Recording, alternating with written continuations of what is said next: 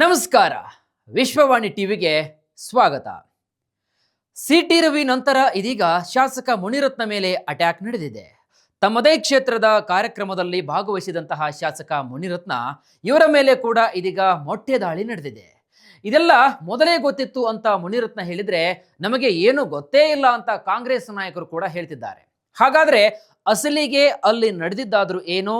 ಸಾಲು ಸಾಲಾಗಿ ಬಿಜೆಪಿ ನಾಯಕರು ಟಾರ್ಗೆಟ್ ಆಗ್ತಿರೋದು ಯಾಕೆ? ಎಲ್ಲವನ್ನೂ ಕೂಡ ಹೇಳ್ತೀನಿ. ನಾನು ವೀರೇಶ್ ಶಿವಾನಂದ್ ಅಂಬಿ.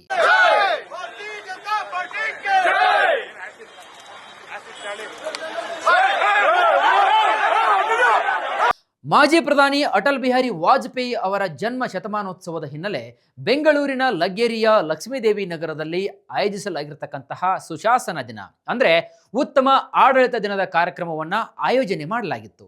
ಕಾರ್ಯಕ್ರಮದಲ್ಲಿ ಭಾಗಿಯಾಗಲು ಬಂದಂತಹ ಬೆಂಗಳೂರಿನ ರಾಜರಾಜೇಶ್ವರಿ ನಗರದ ಕ್ಷೇತ್ರದ ಶಾಸಕ ಬಿಜೆಪಿ ಶಾಸಕ ಮುನಿರತ್ನ ಬಂದಾಗ ಅಪರಿಚಿತ ವ್ಯಕ್ತಿಯೊಬ್ಬ ಮೊಟ್ಟೆಯಿಂದ ಮುನಿರತ್ನ ತಲೆಗೆ ಬಲವಾಗಿ ಹೊಡೆದಿದ್ದಾನೆ. ಇದನ್ನು ಗಮನಿಸಿದಂತಹ ಅವರ ಸಹಚರರು ಕೂಡಲೇ ಮುನಿರತ್ನ ಅವರನ್ನ ರಕ್ಷಣೆ ಮಾಡಲು ಮುಂದಾಗಿದ್ದಾರೆ. ಇನ್ನು ಮೊಟ್ಟೆ ಬಿದ್ದ ಏಟಿಗೆ ಮುನಿರತ್ನ ಸ್ವಲ್ಪ ಸಮಯ ಅಸ್ವಸ್ಥರಾದಂತಹ ಪ್ರಸಂಗ ಕೂಡ ಕಂಡು ಬಂತು. ಈ ಸಮಯದಲ್ಲಿ ಅಸ್ವಸ್ಥರಾದಂತಹ ಮುನಿರತ್ನ ಅವರನ್ನ ಕೆಲವೊಂದಿಷ್ಟು ಪ್ರಾಥಮಿಕ ಚಿಕಿತ್ಸೆ ಕೂಡ ಕೊಡಲಾಯಿತು. ಇದರ ಜೊತೆಗೆ ಇದರ ಪರಿಣಾಮವಾಗಿ ಅಲ್ಲಿರತಕ್ಕಂತಹ ಬಿಜೆಪಿ ಮತ್ತು ಕಾಂಗ್ರೆಸ್ ನಾಯಕರ ನಡುವೆ ಮಾತಿನ ಚಕಮಕಿಯೂ ಕೂಡ ನಡೆದು ಹೋಯಿತು. ಇದರ ನಡುವೆ ಮುನಿರತ್ನ ಹಾಗೂ ಅವರ ಬೆಂಬಲಿಗರು ಸ್ಥಳದಲ್ಲಿಯೇ ಪ್ರತಿಭಟನೆಯನ್ನ ಮಾಡಿದ್ದಾರೆ. ಪ್ರತಿಭಟನೆಯಲ್ಲಿ ಮಾತನಾಡಿದಂತಹ ಬಿಜೆಪಿ ಶಾಸಕ ಮುನಿರತ್ನ ಅವರು, ನನಗೆ ಮುಂಚೆಯೇ ಮಾಹಿತಿ ಇತ್ತು ಘಟನೆಯಲ್ಲಿ ತೊಂದರೆ ಇದೆ ಅಂತ, ಆದರೂ ಕೂಡ ನಾನು ಬಂದೆ. ನನಗೆ ನಿಜವಾಗಲೂ ಜೀವ ಬೆದರಿಕೆ ಇದೆ. ಕಳೆದ ತಿಂಗಳ ಹಿಂದೆ ಒಂದು ಪ್ರತಿಭಟನೆಯಲ್ಲಿ ಇಬ್ಬರು ವ್ಯಕ್ತಿಗಳು ಲಾಯರ್ ಅಂತ ಹೇಳಿಕೊಂಡು ಬಂದು ನಿಮ್ಮ ಜೀವಕ್ಕೆ ಅಪಾಯವಿದೆ ಅಂತ ನನ್ನ ಕಿವಿಯಲ್ಲಿ ಗುಟ್ಟಾಗಿ ಹೇಳಿ ಹೋಗಿದ್ರು. ಅಂದಿನಿಂದ ನನಗೆ ಅನುಮಾನದ ಹೊಳ ನನ್ನ ತಲೆಯಲ್ಲಿ ಗಿರಿಕಿ ಹೊಡಿತಾನೆ ಇತ್ತು. ಆದ್ದರಿಂದ ನಾನು ಕೂಡಲೇ ಪ್ರಧಾನಮಂತ್ರಿ ನರೇಂದ್ರ ಮೋದಿ ಅವರ ಕಚೇರಿಗೆ ಪತ್ರ ಬರೆದಿದ್ದೇನೆ. ಕೇಂದ್ರ ಗೃಹ ಮಂತ್ರಿಗಳಿಗೂ ಕೂಡ ಪತ್ರ ಬರೆದಿದ್ದೇನೆ. ಸಿಬಿಐ ಇಲಾಖೆಯೂ ಕೂಡ ಪತ್ರ ಬರೆದಿದ್ದೇನೆ. ಎನ್ಐ ಕಚೇರಿಗೂ ಕೂಡ ಪತ್ರ ಬರೆದಿದ್ದೇನೆ. ಹಾಗೂ ಸಿಸಿಬಿಗೆ ಕೂಡ ನಾನು ಪತ್ರ ಬರೆದಿದ್ದೇನೆ. ನನ್ನ ಜೀವಕ್ಕೆ ಅಪಾಯವಿದೆ ಅಂತ, ಹಾಗೂ ಇದಕ್ಕೆ ಆ ಎಲ್ಲ ಕಚೇರಿಗಳಿಂದಲೂ ಕೂಡ ನನಗೆ ಪ್ರತಿಕ್ರಿಯೆ ಕೂಡ ಬಂದಿದ್ದು, ಹಾಗಾಗಿ ಇವತ್ತಿನ ಈ ಘಟನೆಯನ್ನ ನೋಡಿದ್ರೆ ಅದು ನಿಜಕ್ಕೂ ಅದು ಸತ್ಯ ಅಂತ ನನಗೆ ಭಾಸವಾಗ್ತಾ ಇದೆ ಅಂತ ಹೇಳಿದ್ದಾರೆ. ಆದರೆ ಶಾಸಕ ಮುನಿರತ್ನ ಅವರ ಮಾಧ್ಯಮದ ಹೇಳಿಕೆಯಲ್ಲಿ ಪ್ರಮುಖ 4 ಹೆಸರುಗಳು ಕೂಡ ಕೇಳಿ ಬರ್ತಾ ಇವೆ. ಅವರಲ್ಲಿ ಡಿಸಿಎಂ ಡಿಕೆ ಶಿವಕುಮಾರ್ ಅವರ ಸಹೋದರ ಡಿಕೆ ಸುರೇಶ್ ಹಾಗೂ ನಿಧನ ಹೊಂದಿರತಕ್ಕಂತಹ ಡಿಕೆ ರವಿ ಅವರ ಪತ್ನಿ ಕುಸುಮಾ ಹಾಗೂ ಅವರ ಅಪ್ಪ ಹನುಮಂತರಾಯ್ ಅಂತ ನೇರವಾಗಿ ಮಾತನಾಡಿದ್ದಾರೆ. ಇದರ ಜೊತೆಗೆ ನಾನು ಕೊಲೆಯಾಗ್ತೀನಿ ಅಂತ 3 ಬಾರಿ ಹೇಳಿದಂತಹ ಮುನಿರತ್ನ ಅವರು, ನನಗೆ ಡಿಸಿಎಂ ಡಿಕೆ ಶಿವಕುಮಾರ್ ಕಡೆಯಿಂದ ಧಮಕಿ ಹಾಕಲಾಗಿದ್ದು, ನೀನು ಕೂಡಲೇ ರಾಜೀನಾಮೆಯನ್ನ ಕೊಡಬೇಕು. ಡಿಕೆ ರವಿ ಅವರ ಪತ್ನಿ ಕುಸುಮಾ ಅವರು ಆಡಳಿತಕ್ಕೆ ಬರಬೇಕು, ಇಲ್ಲದಿದ್ದಲ್ಲಿ ನಿನ್ನ ಸಾವು ನಿಶ್ಚಿತ ಅಂತ ಕರೆಯನ್ನ ಕೂಡ ನೀಡಲಾಗಿದೆ ಅಂತ ಹೇಳಿದ್ದಾರೆ. ಜೊತೆಗೆ ನಾನು ಡಿಕೆ ಸುರೇಶ್ ಅವರನ್ನ ಹೀನಾಯವಾಗಿ ಸೋಲಿಸಿದ್ದು, ಸುರೇಶ್ ಅವರ ಅಣ್ಣ ಡಿಸಿಎಂ ಡಿಕೆ ಶಿವಕುಮಾರ್ ಅವರು ಕೂಡ ಈ ಮೂಲಕ ನನ್ನ ಮೇಲೆ ಸೇಡಿನ ಜ್ವಾಲೆಯನ್ನ ಸಿಡಿಸ್ತಾ ಇದ್ದಾರೆ. ಹಾಗಾಗಿ ಒಂದು ವೇಳೆ ನನ್ನ ಸಾವು ಏನಾದರೂ ಆದ್ರೆ ಅದು ಕುಸುಮಾ ಎಂಬ ಹೆಣ್ಣಿನ ಮೂಲಕವೇ ನಡೆಯುತ್ತೆ ಅಂತ ನೇರವಾದಂತಹ ವಾಗ್ದಾಳಿಯನ್ನ ಮಾಡಿದ್ದಾರೆ. ರಾಜ್ಯದಲ್ಲಿರುವುದು ಗೂಂಡಾ ಸರ್ಕಾರ, ಕಾಂಗ್ರೆಸ್ನವರು ಸರ್ವಾಧಿಕಾರಿಯಾಗಿ ಮೆರಿತಾ ಇದ್ದಾರೆ.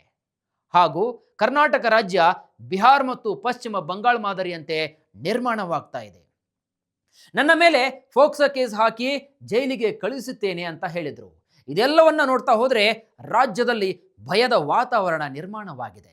DCM DK Shivakumar, DK Suresh ಹಾಗೂ ಕುಸುಮಾ ಹಾಗೂ ಅವರ ಅಪ್ಪ ಹನುಮಂತರಾಯ ನನ್ನ ಮರ್ಡರ್ ಮಾಡಲು ಒಂದು ರೇಟನ್ನು ಫಿಕ್ಸ್ ಮಾಡಿದ್ದಾರೆ. ನನ್ನ ಶರ್ಟ್ ಅನ್ನ ಹರಿದ್ರೆ 20 ಲಕ್ಷ ರೂಪಾಯಿ, ಮಸಿ ಬಳಿದ್ರೆ 10 ಲಕ್ಷ ರೂಪಾಯಿ, ಹೀಗೆ ಒಂದೊಂದು ರೀತಿಯಲ್ಲಿ ಒಂದೊಂದು ರೇಟನ್ನು ಫಿಕ್ಸ್ ಮಾಡಿದ್ದಾರೆ ಅಂದರು. ನಂತರ ಶಾಸಕ ಮುನಿರತ್ನ ಅವರಿಗೆ ಆಸ್ಪತ್ರೆಗೆ ಕರೆದುಕೊಂಡು ಹೋಗಿ ಚಿಕಿತ್ಸೆಯನ್ನ ಕೊಡಿಸಲಾಯಿತು. ರಾಜ್ಯ ಸರ್ಕಾರದ ವಿರುದ್ಧ ವಾಗ್ದಾಳಿ ಮಾಡಿದಂತಹ ಇನ್ನು ವಿಪಕ್ಷ ನಾಯಕರು ಕೆರಳಿ ಕೆಂಡ ಕಾರಿದ್ದಾರೆ.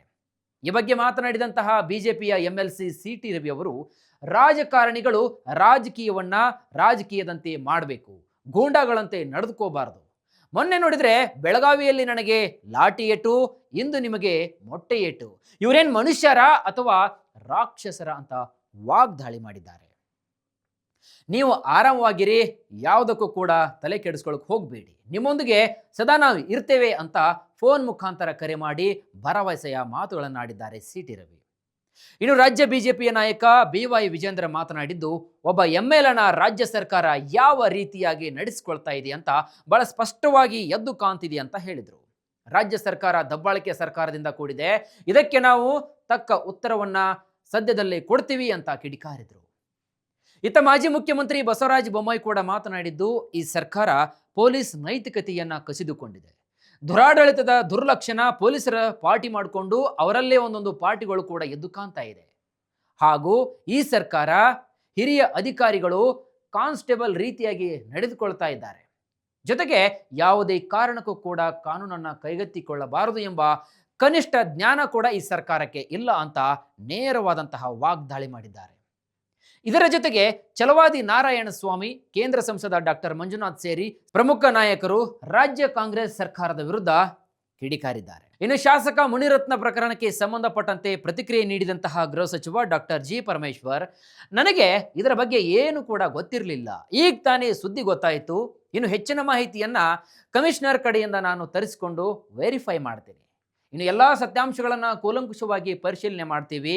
ಇನ್ನು ಈ ಪ್ರಕರಣಕ್ಕೆ ಸಂಬಂಧಪಟ್ಟಂತೆ ಈಗಾಗಲೇ 3 ಆರೋಪಿಗಳನ್ನ ಬಂಧಿಸಲಾಗಿದೆ, ಈ ಬಗ್ಗೆ ಮುಂದಿನ ವಿಚಾರಣೆಯನ್ನ ಸದ್ಯದಲ್ಲೇ ಕೈಗೊಳ್ಳುತ್ತೀವಿ ಅಂತ ಮಾತನಾಡಿದ್ದಾರೆ. ಒಟ್ಟಾರೆಯಾಗಿ ರಾಜಕೀಯದಲ್ಲಿ ಕಿತ್ತಾಟಗಳು ಕೇವಲ ರಾಜಕೀಯ ಮಾತ್ರವಲ್ಲದೆ ಅವರವರ ವೈಯಕ್ತಿಕವಾಗಿ ಗಲಾಟೆಗಳು ಕೂಡ ನಡೀತಿರುವಂತಹ ಹಾಗೆ ಕಂಡು ಬರ್ತಾ ಇದೆ.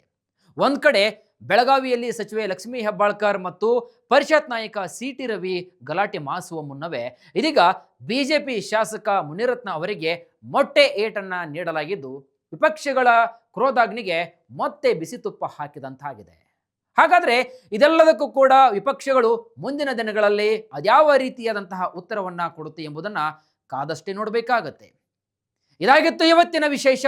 ಮತ್ತಷ್ಟು ವೈವಿಧ್ಯಮಯ ಸುದ್ದಿಗಳಿಗಾಗಿ ನೋಡ್ತಾ ಇರಿ ವಿಶ್ವವಾಣಿ ಟಿವಿ.